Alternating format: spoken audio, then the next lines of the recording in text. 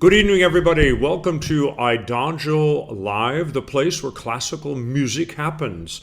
Thursday, it must be a conversation with Thomas. Welcome back if you've been here before, and welcome if you've not been here. I have a feeling that most of you have been before because we've been doing this literally for 1 year. No one thought we'd still be in COVID trauma a year later, but we are. But even if we weren't, we'd still be doing this IDAGIO series. So whatever all of that means, welcome back and welcome to the program today. As I've said before, one of the great things about this program that I really have enjoyed adding to my calendar and doing every week, I can't believe I've been doing a show every week for IDAGIO, it's fantastic, is all the people I get to visit with. A lot of them are friends, a lot of them are colleagues, a lot of them are new colleagues, most of them are musicians, but then of late I've been able to wander out of my comfort zone of classical music, as it were, and get to know some of the really extraordinary, interesting, and yes, quite frankly, powerful people on the art scene today with various mandates for their not only institutions, but their regions, and quite frankly, for the arts in America, period. Everyone I've met so far and everyone I'm interested in continuing to meet has some stake in the ground about education, because without education, none of this means anything. Some of them are musicians, some of them aren't musicians. We're going to find out. Tonight, I have the great honor and great pleasure to meet for the first time and have a conversation with Taneshia Laird, who has so many incredible hats, but the first one and foremost is President and CEO, I love that title, President and CEO, of Newark Symphony Hall, which I have to admit, when I heard this, I said, now wait a minute, isn't that in mothballs? Anyway, Taneshia, it's wonderful to welcome you to the show, first of all, and if I could, I'd hand you a glass of wine and we just sit on a couch and have a nice conversation about everything that's going on. Thank you so much for having me. Great. Look, let's just cut to it. Before we get to all the various things that you do, and it's been fun to and by the way, everybody, maybe I can do a screen share a little bit later and show you her website. You've got wonderful excerpts of different interviews and things that have been written. It's really great stuff and very, very interesting. But what I didn't get was a lot of sort of, who are you? So if you wouldn't mind giving me, ergo us, maybe the 3-5 minute Wikipedia, born, raised, a closet banjo player, or a public horn player, or not, or basketball, volleyball. I mean, tell me, where are you from? So I'm born and raised in White Plains, New York. And yes, I was, in Glee Club, and I played the flute in the high school band and orchestra. But mostly I was in every single musical and play that the show, that the school put on. That was my thing. And I just loved it. I thought I was going to be a dancer. I was in a pre-professional dance program at the State University of New York at Purchase while I was still in high school. White Plains and Westchester County had something called the Westchester Arts Program, where the idea was that they were going to identify, promising young people in performing arts. But my mom didn't think any of that was a real gig. She didn't know you, right? So I went to college, and originally, believe it or not, was an accounting major. I have no idea why, but I know. I'm like, well, actually, hold that thought. I could use it after the show. I have some problem. I could use a little help. I'm not the one. I switched to marketing and never looked back. And so, yeah, that's it. I mean, like now I say, yes, I'm the president and CEO of Newark Symphony Hall, but, I have two daughters, and they could care less. So mostly I'm just a mom that is raising a cellist and a violinist. And my violinist got to tour Sicily with her youth orchestra 2 years ago, a few months before her 13th birthday. So she's and the other one was supposed to be touring next year, but who knows with COVID if that's going to happen. Yeah, I mean, I try to avoid politics and contemporary things and so forth, but COVID is a big part of our life. I mean, yes. And I'm over here in Europe. and they just cannot seem to dig out of the hole. The numbers keep going up in various countries, and then they get them back down. And of course, they have perhaps a little bit more latitude, if you will, or at least they have forcefully taken that latitude to really stop the economies and shut everybody down. The biggest catastrophe is the vaccine program over here. This time last year, not this time last year, a little bit later in June, actually, Europe was kind of, right on. And when I say Europe, that's before Brexit. Now we talk about Europe and we talk about England in two different sentences, which is also quite fine with me. But I just don't know. I mean, there's so much of our lives that have been impacted by COVID, and we talk for so long post-COVID or when things open up, but I'm starting to feel like we've actually got a new epoch in which COVID, the digital world, the restraint, the reluctance to be together, the concern, yada yada, all of this is going to be a new now for quite some time. Is that? Yeah, but I mean, just talking about my kids for a second, I have to say that their orchestra is probably the source of normalcy for them. Sherry Anderson, so they're part of the Stretto Youth Chamber Orchestra of Greater Princeton. Sherry Anderson has not missed a beat. So when it was warm and they could go outside and rehearse, they went outside and that's how they practice. And now they do it virtually. Same with us, we're doing everything virtually as well. And that is the new thing. I don't think we're going to look back. I think even as we're able to come together, I think virtual is going to remain a part of how we operate. Well, that's a big point. And since we're sitting on IDAGIO.com right now, that is one of the great mandates and very foresightful mandate that IDAGIO.com took on literally last June when they launched the Global Concert Hall. Which is a total digital experience at this point. Well, it's a digital experience in that it is digital regardless of people in seats or not. Meaning that if you can have them, great. I did a concert in August, I guess, and we had about 200 in a house that should have had 1,000. But whatever, we were but we also broadcasted. Then it goes away. I mean, ladies and gentlemen, IDAGIO.com, as you know, is the great streaming platform dedicated to classical music. There's more classical music streaming on IDAGIO.com than anywhere else in the world. The catalog is phenomenal. And in a casual conversation, somebody said to me, "Oh yeah."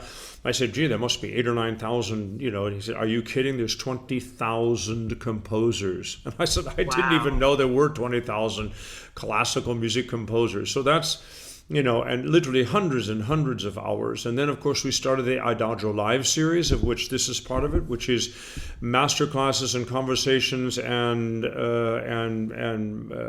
lectures, I guess, if you will. I mean, some really wonderful musicians talking through Beethoven and Bach and Mahler and so forth. Really quite wonderful.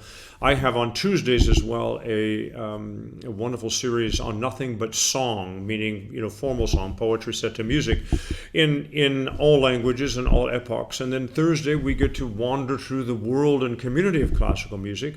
And I think all of these things are going to stay. And I think the concerts, don't you think, cutting a little bit forward in our conversation, when you do open and have public again, won't you just produce analog and digital at the same time?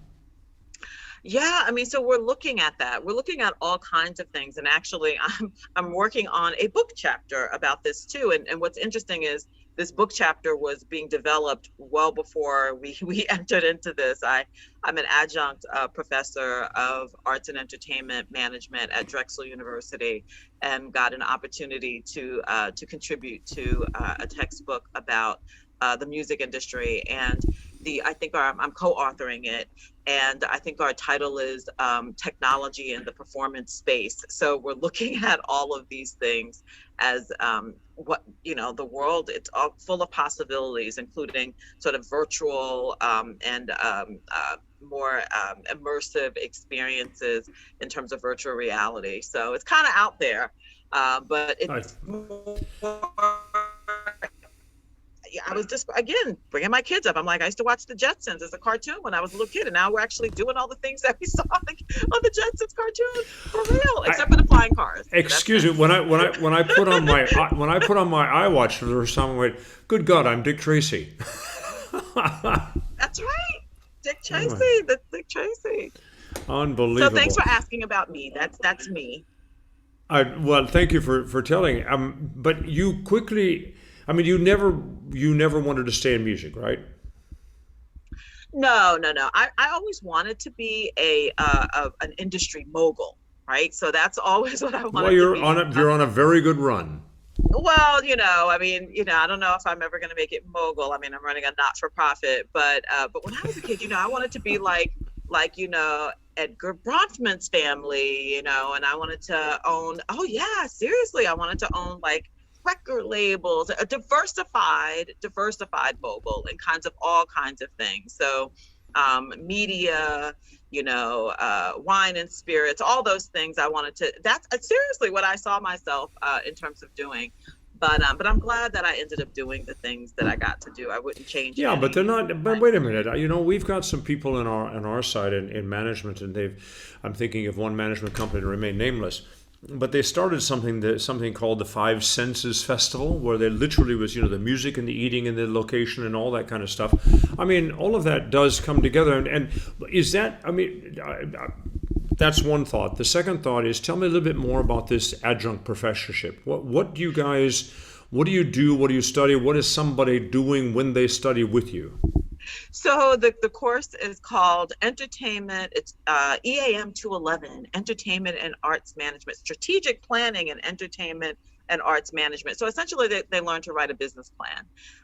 And so these students, the students are in one of two degree programs, depending on the term. They're either in the Entertainment and Arts Management degree program, and that's an undergraduate degree, or in the undergraduate degree of digital arts management. I think it is. I should actually know the name of that one, but it's more of an online one. And that's what they're learning. They're learning to do that. And they're amazing. They're coming up with all kinds of ideas. One wanted to do a record label, and so we go through all that. The last term that I taught, I actually brought in a friend of mine who taught them about pitching. Right? And so I actually also gave them pitch decks of famous businesses that they know. So the original pitch deck for Facebook, for instance, and said, hey, learn this and pitch this. And so, it's really more about learning how to structure their business plans, but also go out and fund them. And that particular degree program, the Entertainment and Arts Management program, is for whether you want to go into for-profit business or not-for-profit. So Okay. the students can either choose a nonprofit or a for-profit, and that's one of their first assignments, actually. And I imagine you've got quite a cross section of young people that are either interested in nonprofit and specifically classical music and arts management, versus those that want to get into touring or big public things, or be the next Springsteen manager or something like that. Is that the cross section? It is a cross section. One person what was really interesting is last term, and I'm not teaching this term. But last term, I had more than a few who actually were coming up with more like digital virtual gig type businesses, because they were thinking of how can we employ people during this time period. So yes, but I did have some actual folks that were performers as well. And they do it in groups. So they do it as a group project. But what you're doing, I mean, I know you were slightly, not nervous, but concerned, or I come from one world, you come from the other, but actually we're in the same world in more ways than you can imagine. But my point is that I very often find myself in conversations with young classical musicians, especially today, where I say, look, if you find yourself doing something else with your life than endlessly auditioning and not getting all the jobs you would like, and by the way, one of the effects of this pandemic is certainly for the short term, meaning unfortunately as much as 3 to 5 years ahead, Right. will mean a very much diminished opportunity for those kids that probably would have actually gotten more opportunities. So, I mean, there's a real question about that. But my point to them has been, regardless of that, do something else for music. Be there Right. with all of the culture and education and entertainment. We in America are far more open to have entertainment, edutainment, classical venues being part of the entertainment industry, as long as we keep clear about what we're doing, I think that's actually quite democratic. Well, to your point, I recently just last year completed an opera producing academy, and it was so amazing. It was put on by Beth Morrison, and pretty much most of the people that were in there were actual opera singers. I was sort of one of the few that weren't, and so they were in there learning how to produce, and it was sort of like a mini arts administration, if you can condense a whole arts administration degree, and it was amazing. And I think it's all because of what you said. They're looking at other pathways and not giving up being performers. One of them I'm thinking of in particular still performs, but he also is employed by an opera company. So you're right. So what's happening? So just to wrap up your academic bit, which is only kind of a sideline, what's this book sounds incredibly interesting to me. Is it going to be are you editing various people's inputs to this subject matter? Oh, I'm just a contributor. The editor is a professor at a university. And okay.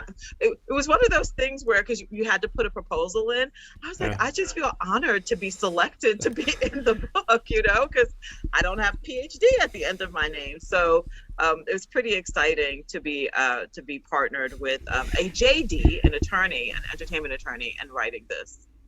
Well, I tell you what, I'm sure they were sitting there getting their list of proposals, and one of the first boxes they check is wants to do it. And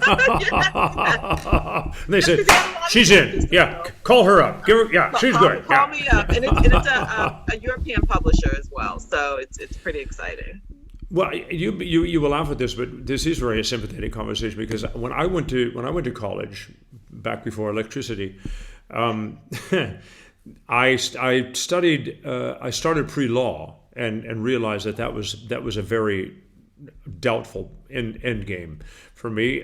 Paragraph hunting is just not my thing, and I sort of awoken at the same time that was a terrible word. I woke to the wonder of humanities. But the point is, I changed to public administration with a very clear idea that it could be arts administration as well. And I thought, well, I know I'm going to go into music. I love music. Yada yada. We'll see. And by this time, the voice was starting to showing up, and whatever all that was. But my fallback was, well, I can always run a symphony. As naive as that sounds. So this arts administration thing in the back of my head has always been there, and it makes sense to me. And it must be. I mean, I know it's a hell of a lot of work, and I know it's frustrating, but it's got to be somehow fun, isn't it? It's a whole lot of fun. This is actually only the second organization that was strictly arts that I've run. I've run now 3 organizations that had Tell me about those. Tell us about those. Yeah, so the first organization I ran that had an arts component to it was called the Trenton Downtown Association. So it's exactly what it sounds like, an improvement district, but we had an arts initiative. We owned an art gallery. During my time there, I purchased another building to create another art gallery, believe it or not, in a neighborhood to go with the one we already had in the downtown. And then we also had concerts that we did. And so that was sort of the first time, but mostly we were a business support organization.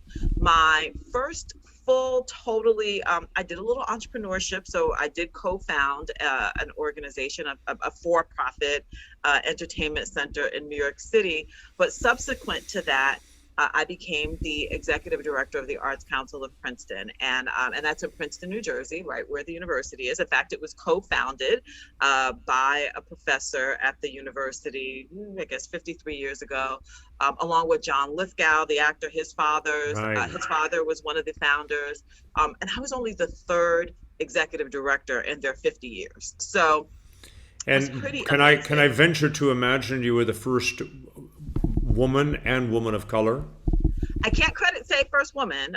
Anne was the first woman, but I'm definitely the first person of color, period, that ran that organization. And right now I am the sole person of color running a performing arts center in the entire state. And I spoke to someone, an opera singer recently, who said that he believes that I am the sole person of color running a historic symphony hall in the country. I would take that bet. I would Yeah. absolutely take that bet. How do you feel about that? What does that I mean think to you as a person?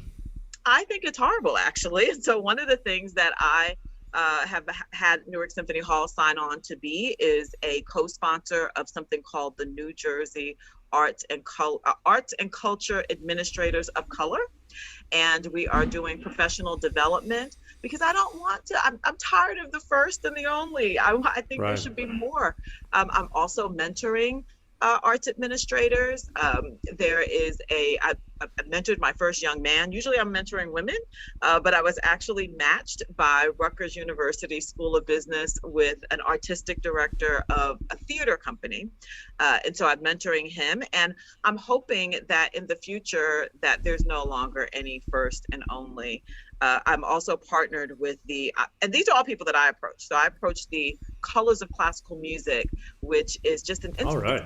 an Instagram page, right? Cool. And I said, have you thought about it being more than an Instagram page? And let's talk about how we could collaborate and bolster the capacity of the people who are performers and a few arts administrators in classical music. So opera singers, instrumentalists, and again, a couple of arts administrators, but I'm hoping to really support them. And so that's kind of why I'm here. That's why I'm hoping to. How did you get so New Jersey centric? So funny. I know I'm still one of those people who claims New York, but I've now officially lived in New Jersey more than half of my life. So Okay. so for New Yorkers, we're snobby. But my kids claim Jersey, but I'm like, I'm from New York. Yes. I mean, you're White Plains, New York, but you went to school. I mean, do you claim Manhattan as kind of, where your stake in the ground was? Yeah, because I grew up just north of Manhattan. 30 minutes door to door on the Metro North, right? And so we are a suburb of New York City. Everybody worked in New York City, and that's kind of how that worked. But I'm proud of my White Plains too. White Plains has kind of built up a little bit. Oh yeah. So over the years, since I'm not telling my age, but since I graduated out of high school and left there, it's built up quite a bit. But yes, I am very Manhattan centric. My mom took me to everything in New York City, Radio City, to see everything. I went to the Opera House for ballet. Wow. Madison Square Garden. Oh, you went to the New York City Ballet. New York City, the State Theater. The State Theater. That's right. Did she take you to the Met? I'm trying to remember. I've now since taken my own kids to the Met, but I was really more of a museum kid also, believe it or not. Even though I played the flute, I was more of a museum kid. And so I really remember very fondly the Metropolitan Museum of Art. Who doesn't? That right. is one of the go-to places in the planet. Wow. Oh my gosh. So, behind me, I had the honor of opening the American Wing with a recital. You're kidding. Oh no! I was standing at all these statues and pictures, singing all these wonderful American songs, and my heart is just going like this. It's just so beautiful, so wonderful. They did a nice series. They do some wonderful, and the Met Museum has a wonderful concert series. Julia Bullock just did a wonderful artist in residence series a couple of years ago. Do you know Julia? I don't. Oh, I'm going to make that happen. You need to know this girl. Please do make that happen. She's wonderful. My first memory, though, is, probably like a lot of people my age, my mom took me to see the King Tut exhibit. So I remember those long lines to go in, and she bought me the book, and I still have the book. And I'm going to tell you, my mom came to New York with a one-way ticket to be the help in Scarsdale, New York. My mom never made more than minimum wage. She's not with us anymore. And she made sure, though, that I got any of these things that I was interested in. She took me to all of those things. So when I decided I wanted to do dance, she took me to all of those things. And I pretty much benefited from every scholarship you could possibly think of in the space of youth arts. So that's mine. But this is one of the reasons it makes you so unique to what you're doing, because you're empowering and understand from first-hand experience exactly who you're empowering and enabling in this process. And you also know where it's going to go. And this is so incredibly powerful, Taneshia, because there's just too many people that don't really actually know what the hell they're talking about, mugging around with stuff that they don't realize how more efficient it can be, less expensive it can be, so forth and so on. Am I just railing here, or am I? No, you're 100% right. I mean, the reason that I'm in this role, the reason that, we have behind us the virtual background of the entryway into Newark Symphony I want to Hall. talk about that. Yeah. Yeah, and the person who's depicted in there, it was actually for his funeral. His name was Ken Gibson, and he was the first African American man to be mayor of a major American city. But he also was the person who put the Newark Symphony Hall on the National Register of Historic Places. He put the nomination in under his administration in the 70s. And so I'm all about preserving this incredible place and the history. I just keep. How did that come up for you? I mean, this is. And I do want to ask you some nuts and bolts, because look. In full disclosure, I'm from Washington. I'm from Washington State. Washington State, right? That's right. And then I went to California for a couple of years, and from California I went to Europe and started my career, and at the same time started my career in America as well. But the point is, by the time I actually came to New York, it was like my second foreign country to move into. And I've lived in New York and been around New York, but all the stuff I know about New York and New Jersey and so forth is secondhand at best. But one knew about this place, and one knew about this and that in New Jersey, and this and that opera, and certainly a lot of colleagues at the Met who live in New Jersey and come over and work. But I think that I'm not sure I'm as grounded in the center of gravity. There's all sorts of famous people and things. I mean, like the Newark Cathedral, for crying out loud, which I have sung in, is like, I think, the largest cathedral, or one of the largest cathedrals in the country. It's a tourist What is this Newark thing that is going on, and how did you get into this magnificent hall? Thank God they didn't tear it down. I said, thank God they didn't tear it down too. And it was something that it's been endangered several times since it was opened. It opened in 1925. It was built by the Shriners in Order of the Masons. But I think your question was about how I ended up here. But all of that together, I sort of ramble, and hopefully you can pull a string in there somewhere. Oh, no, it's fine. So so growing up in New York, by the time I was, say, a teen, Newark Symphony Hall had become sort of almost like New Jersey's more Apollo. The orchestra was actually still performing there until the late 90s. But for the most part, it had become a place that I'm listening to what I will describe as Black radio. If it was happening in New Jersey, it was happening at Newark Symphony Hall. So I knew about Newark Symphony Hall from that context. But I'm also a huge just history buff. So I like old buildings. That's why, I'm dangerous in Europe, because I love old things. And so pretty much every other place besides the United States, now that I think about it. I don't know. I don't think we value our historic properties as much as we should, but that's a different show. Amen. We'll talk about that some other time. Go ahead. That's right. So I found out that this role was, I'll never forget, I was by the pool and I saw that there was a search on LinkedIn for it. And I remember sending a message to a friend of mine. And I hope the board members that are watching, they're not going to be offended when I recount the interaction that I had with her, because I said, you didn't tell me Newark Symphony Hall was looking for a new leader. And she said, Taneshia, the search has been going on since January. Nobody wants the job. And I was like, what? So I contacted. It's true, though. I contacted the headhunter and he was like, oh, we can't afford you. He says, where are you now? We can't afford you. I'm like, I just want an interview. So I went through several rounds of interviews. It turns out, I would like to say, right before we started, I shouldn't say my favorite board member. All my board members are my favorite board members, but one of my board members of all of my favorite. How big is the board? How big is the board? We have 23 members. We have 23 members, and we have a new chair of the board who I also was a fan of before I got there. She was a writer for the New York Times art section by the name of Fayemi Shakur. And you don't forget a name as Fayemi Shakur.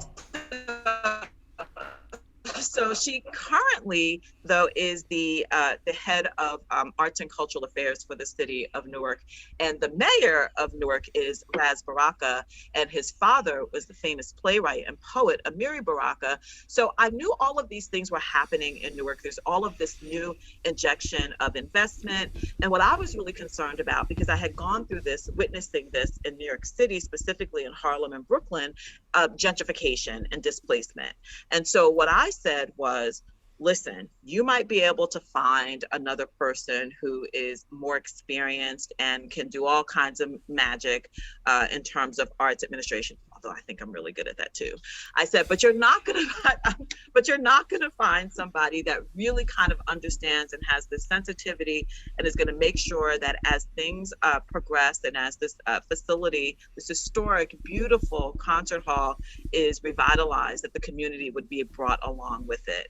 And so that was my pitch. And what I found out later, only recently, is that Richard Wesley, who wrote the libretto to the Pulitzer Prize winning opera, The Central Park Five, he said, I had read about you when I was working at the Arts Council of Princeton. And he said, I had sent your information to some people on the board saying we should try to recruit her. So it worked out. It worked out for all of us. I love it. It's great. And I'm, the first 2 years, because we were an institution, I was in crisis financially, but I'm excited because I think about the amount of things that I've been able to accomplish with the incredible staff. And unfortunately, we did have to reduce our numbers at the end of last year due to the pandemic.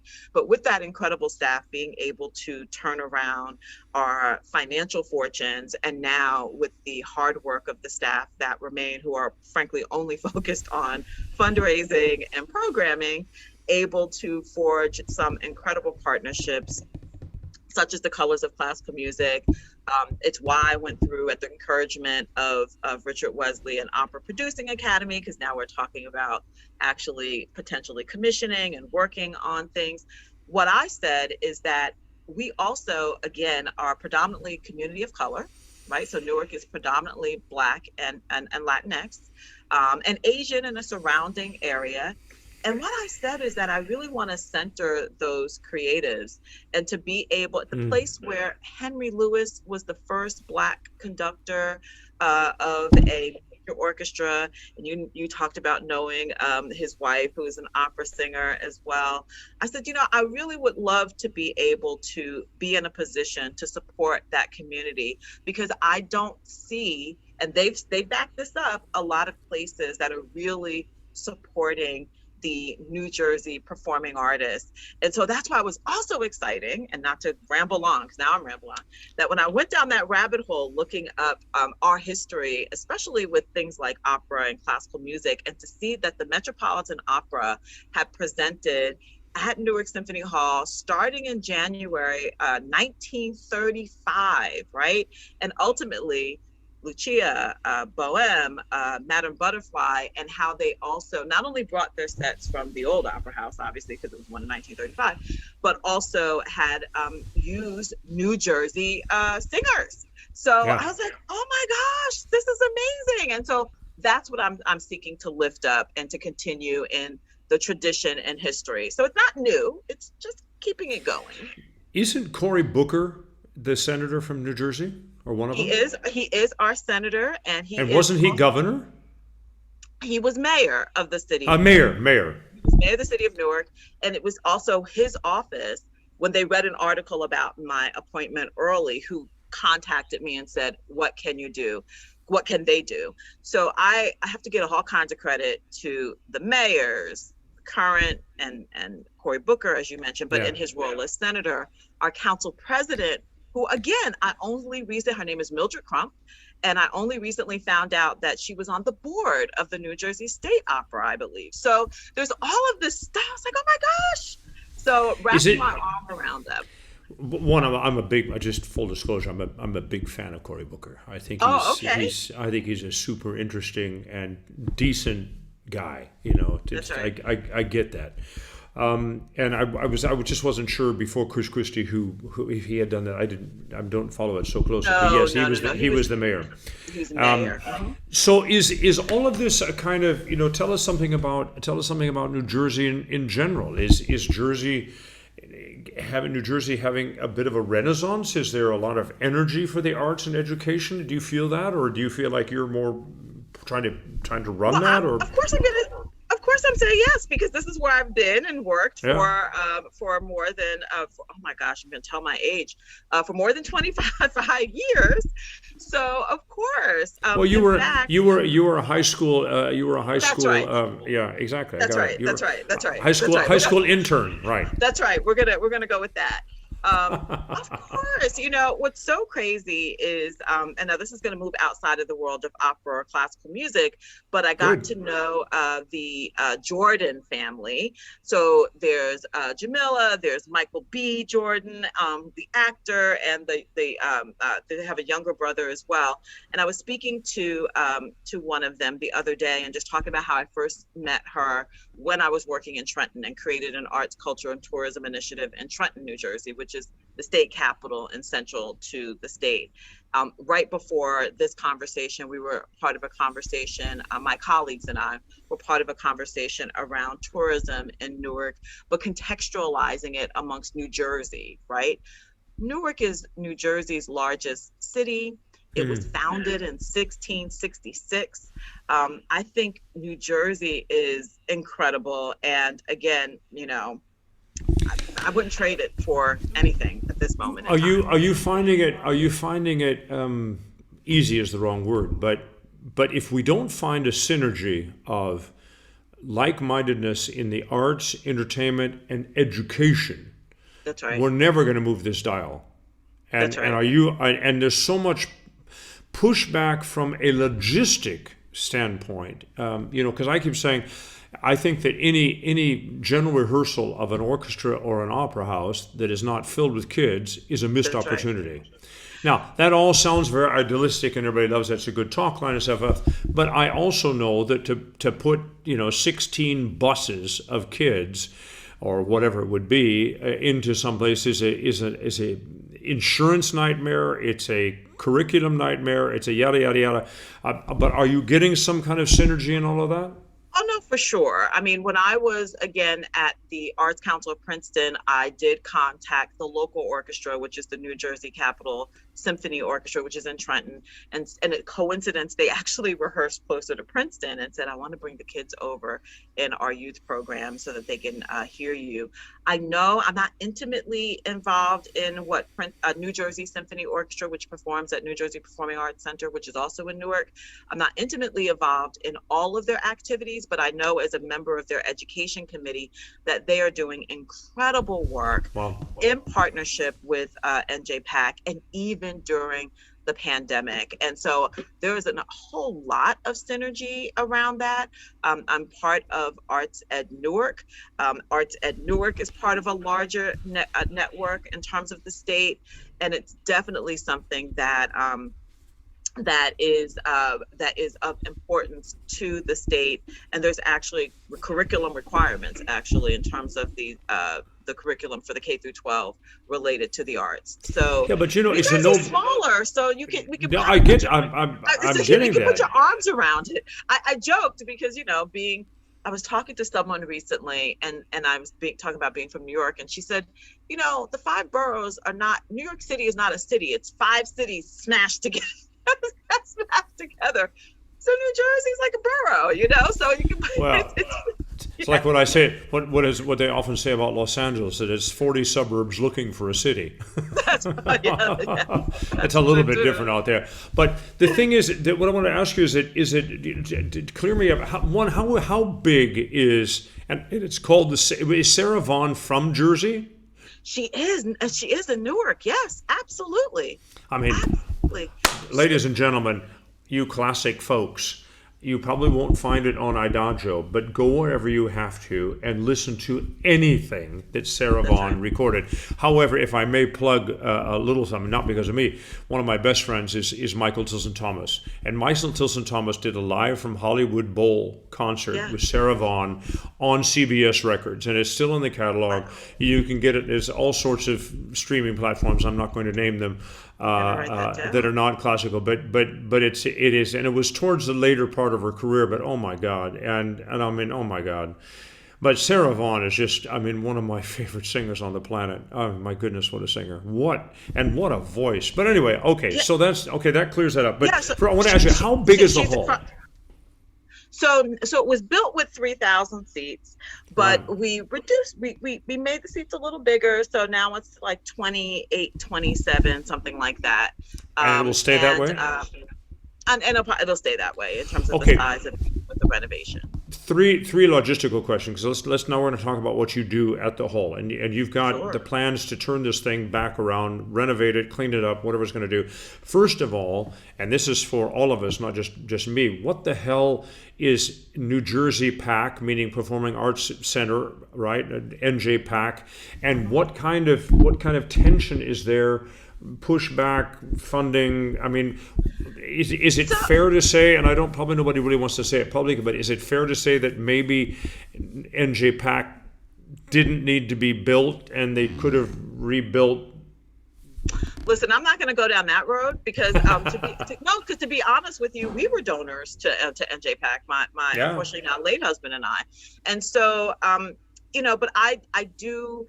When I came into the role, I was very determined to not fall into that. That I do think that perhaps historically that was something that existed, but I know the president and CEO of NJPAC, he and I were colleagues for 9 years, on a board. So when you have a relationship with somebody, you kind of enter the role a little differently. I also think great cities don't just have one or two performing arts places, right? Good for you.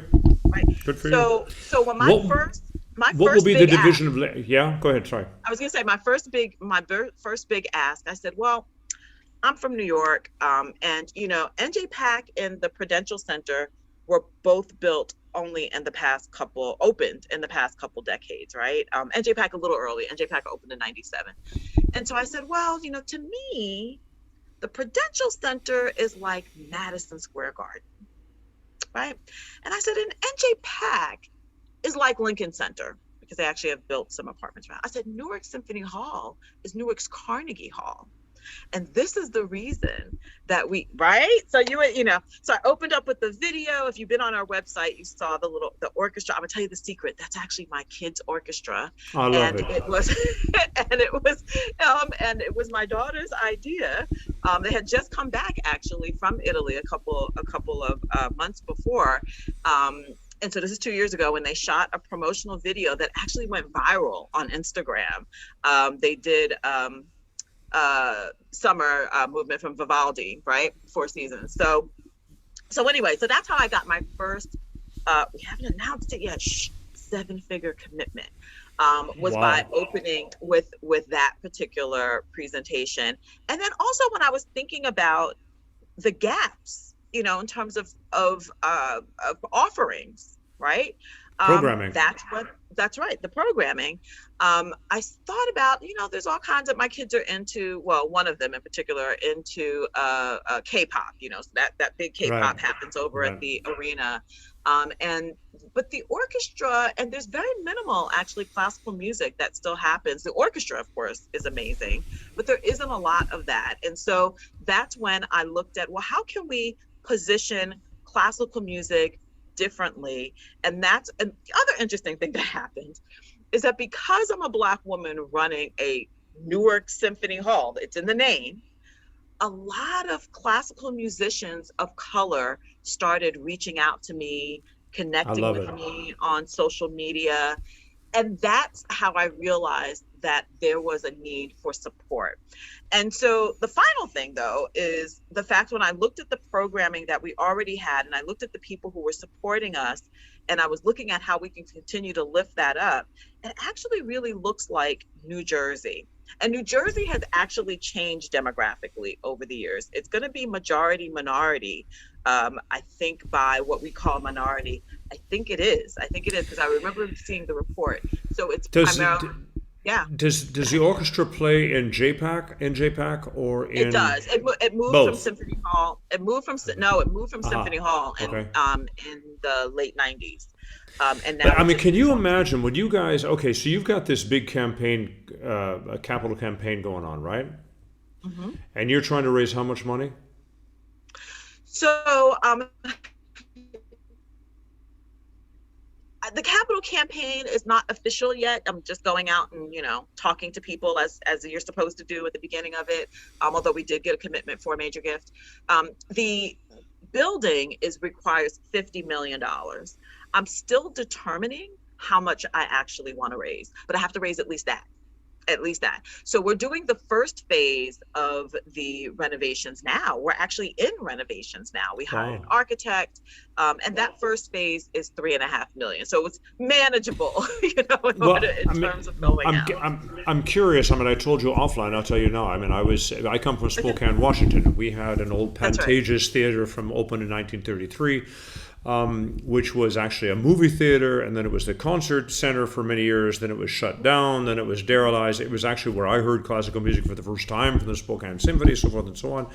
And they were about to tear it down. They'd actually sold it to some group for $1, and literally kind of an overnight thing. Said a bunch of city fathers said this just can't happen, or city persons, I want to say. Long story short, it was a national. We got it. Well, first they got it dedicated a national treasure, part of the national something, whatever the registry. That's right. And it actually turned out to be. I mean, when they started renovating it, they came across things that you can't imagine. And I actually found as they were shutting it down, I said, what kind of fire curtain? I said, what's hanging up there? I said, and they go, oh. Anyway, somebody found another rope sort of behind the other rope, somebody else, and they said, oh, it moves down. And they brought down, the whole thing was a Pantages Art Deco American Indian construction, Wow. the whole theater, right? And it had been Wow. plastered over and painted over, so that, and since it was a national treasury, it was literally put it back the way it was, right? That's right. And when they lowered the fire curtain hadn't been lowered in probably 30 to maybe 50 years, right? Wow. Perfectly intact American Indian sunburst on a gold thing. I Wow. mean, one of the most beautiful. I mean, I just wept. I mean, it was just so unbelievable beautiful. So I mean, things like. But I guess where I'm going, since I know a little bit about how these things work, and by the way, I think there's a lot of momentum across the country because there are a lot of these kinds of halls across the country. And what interests me as an American, as a performing artist, whether I'm classical or not, is just the history of community love, support, engagement in the performing arts in all of these little theaters. And I guess when we started flying over cities, we just didn't tour them anymore or something, or whatever. I don't know what it is, but when is this a protected building, and are you finding is some of your renovation having to renovate it back to exactly the way it was? It looks very very late deco, if I may. Yeah, yeah, it is. So in that process, right? So again, the main thing that we're working on right now is what they call the building envelope, because there have been Right. so much damage. There was, damage from a roof, which ultimately was replaced, but the infiltration of the water between the walls. I mean, the walls are almost 100 years old, right? Then there was a car that ran in front of us and knocked down I think it was like the third or fourth marquee. It was really more of a canopy because it was like sort of stakes in the ground. But I want to go back to something that you were asking in terms of the fund financing and fundraising. It's not as daunting as some people think because of the tax incentive programs that exist now, because we're in an urban community, a distressed census tract, as they say. That's sort of the good news, that the gentrification investment hasn't quite come into our side of Broad Street. The facility, the building is operationable right now, where we can use it. But for COVID, we would be open right now. When you started, you were using it. You were having public events, there were right? things that were being used, but it wasn't being used to a capacity, nowhere near capacity. And so one of the things that we were able to do is, I think when you're in a community and you see something and it feels sad and you think, oh, there isn't any possibilities. Whereas other people looked at it and were like, especially people from New York, who said, wow, this is an incredible amount of space for us to use. So pretty much every unit of a major media entity rented us out for various things. We also got rented out for television and film shoots. A very famous commercial, actually well before I got there, by an actor I'm not going to name because he ultimately got in trouble and ended up having to go to Europe, but he's a stage actor and film. But he did I'll tell you later. He did a commercial where they actually put a horse on the stage. It's kind of crazy. So that was the ways that we started earning money on the kicking those sort of rentals up was one of the ways to turn it around. And even during the pandemic, getting calls, can we come there and shoot? So that was really me sort of coming in and having a fresh eye, if you will, and contacting people. But again, that was really just sort of to generate revenue. But also what that gave me was time to think about the program, what the eventual programming would be. And do you do all the programming, or do you have a staff with you that does different programming? I have staff. We're very small. Right now, we're 8 people. So last week, every single day last week was a meeting with a potential programming partner, including one that got us together today. So yes, my goal is to eventually, although I love it. I'm a live event producer. I started my career like that. So what does your wish season look like? So my wish season also includes having a person that's over all of that eventually, not just me. This is actually not a wish. We're very close to having a new orchestra come in and be an orchestra in residence. So let me just describe the venue, because your viewers are not going to know that in addition to the concert hall, we have a legendary ballroom, especially during the big band era. The capacity is 1,500, and that actually is the venue in the facility that got the most utilization, even amongst community members. Yeah, but that's a recital hall. Well, it can be a recital hall, but again, during this heyday, it was. No, I get it. Yeah, so we have nice acoustic, nice sound. Yes, not as nice as the Sarah Vaughn. The Sarah Vaughn has, they say, the best acoustic. I remember hearing that. I mean, the Sarah Vaughn is supposed to be. I mean, it's supposed to be legendary. A wonderful. Yeah. Mm-hmm. Thank you. Yeah, legendary. Isaac Stern said it was like the best acoustics on the East Coast, and he should know. And there's an urban legend, again, not classical musician. It's Tony Bennett, though, who I love, a New Jersey boy, his microphone, they said, went out.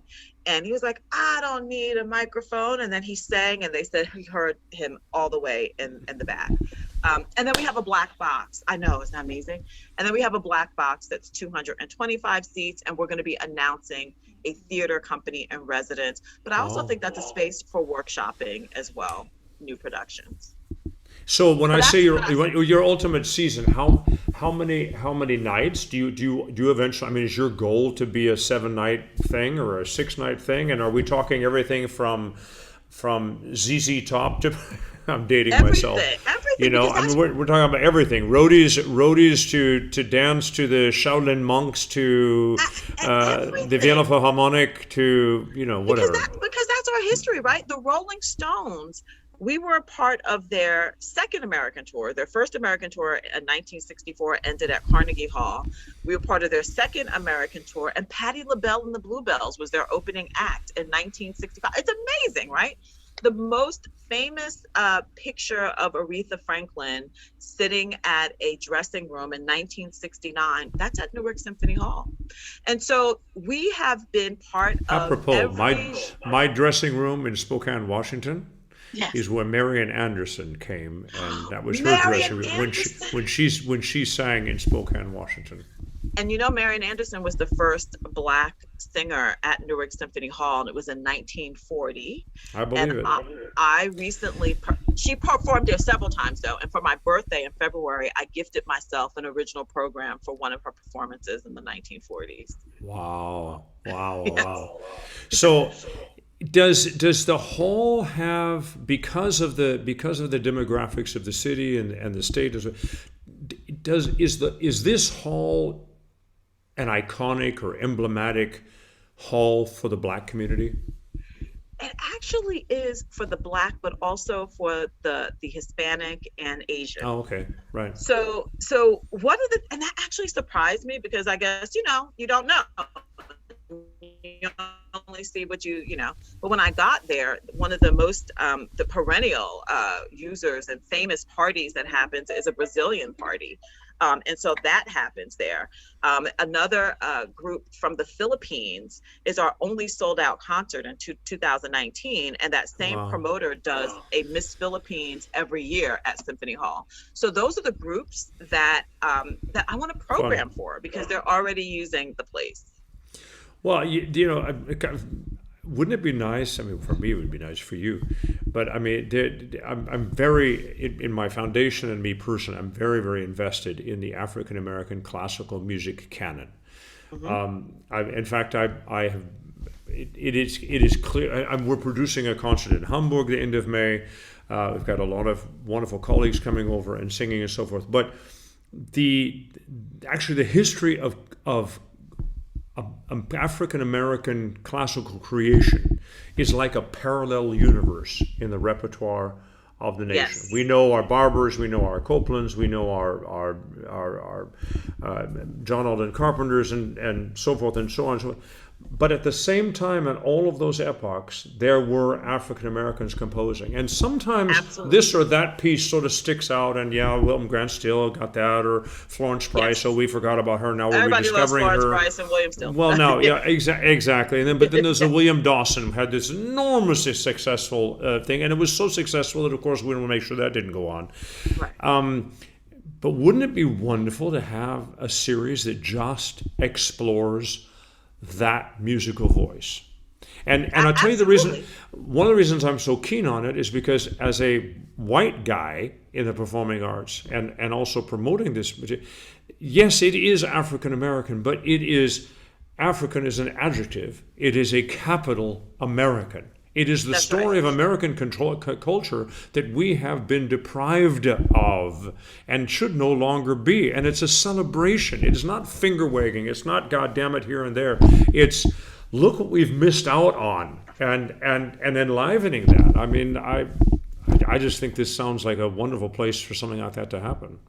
Absolutely. So because of what you just said, and because of my concern and interest in preserving that relationship between the African American community and Newark Symphony Hall, thanks to a grant from the New Jersey Council for the Humanities, we actually hired a musicologist from the University of Pennsylvania. I know, University of Pennsylvania, noted. I love it. Guthrie Ramsey, who is wrapping up a program called The Soul of Newark Symphony Hall, but soul really because of African American, and it takes us from Marian Anderson to the present. And so everything you just said. Well, you want to give, I can send you, you want to give Bill Banfield a call up in Boston. This is a protege of Leonard Bernstein and a wonderful composer in his own right, and taught out at Stanford, and talk about the history of black music. This guy, you might want him on your team there. He would know what to do. I can give you a whole list, but you're having, I mean, this kind of stuff in a job like yours. This is what has to be fun. I mean, I know you've got all the union and fund ratings and all this other stuff that is a nightmare, but this kind of greater good stuff that you get to think about and put together, that's I can see it in your eyes when you talk about it. That's the stuff that really keeps you going. Yes, absolutely. That's the stuff that I'm excited about.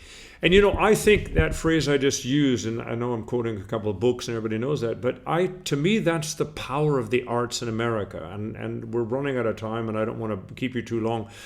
And talking about the arts at the moment in America is so depressing. And it's hard not to come out with stuff that just bangs on people. But the decimation of the artistic community at the moment is not to be taken lightly. And I do want to have said that.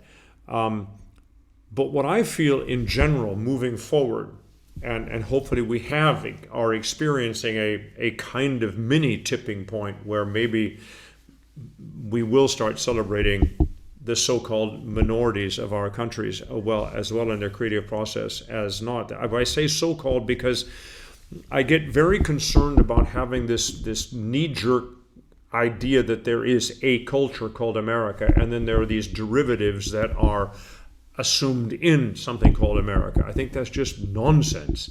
It is a pluralistic community. It is a celebration of ethnic roots and multicultural, not just influences, but inspirations and building blocks of who we are as a country. And somehow we've moved off of that.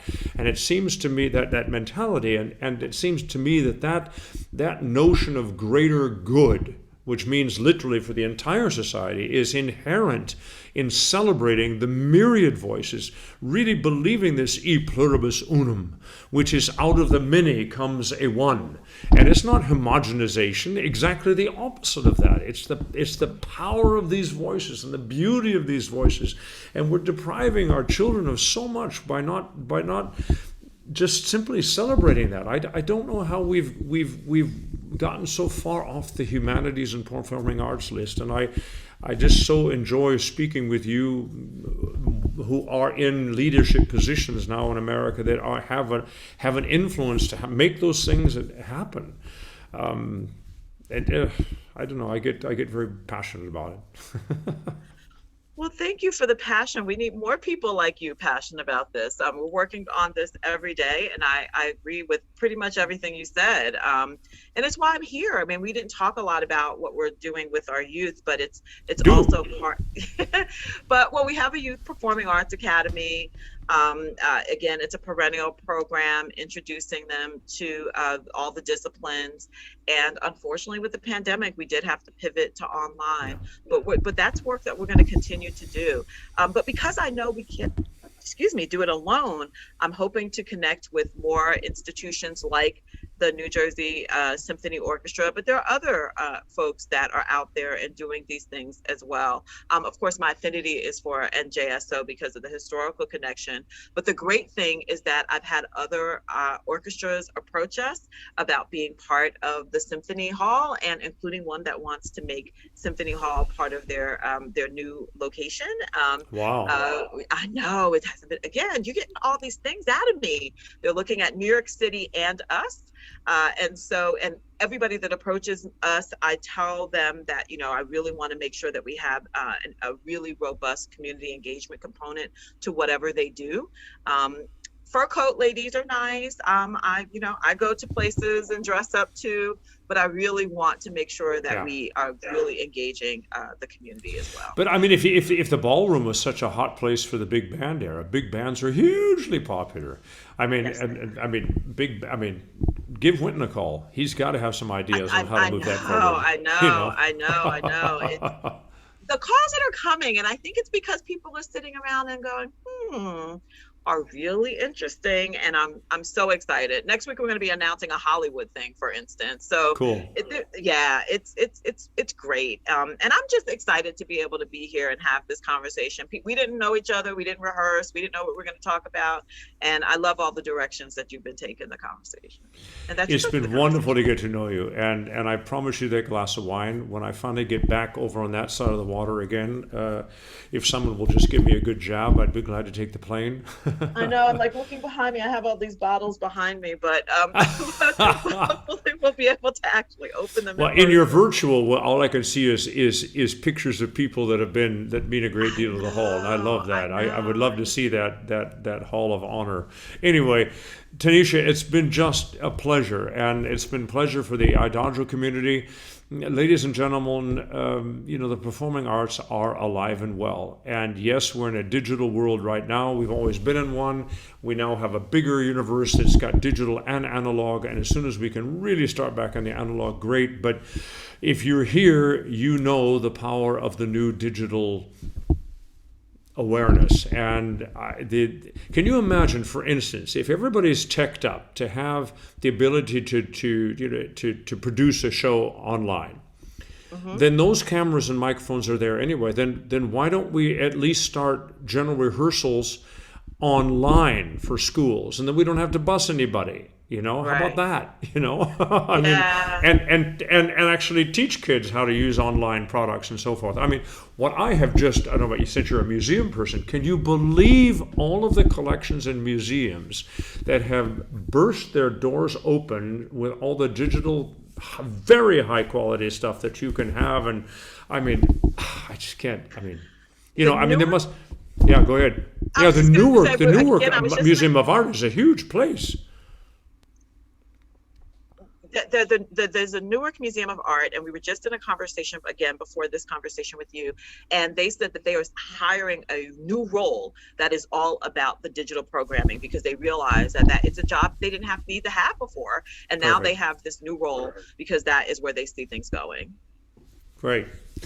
Well, Godspeed, wind in your sails, and if I can help in any way, do let me know. It'd be fun. But it's a pleasure for us to get to know you, and New Jersey's a happening place. That's right. Come to New Jersey.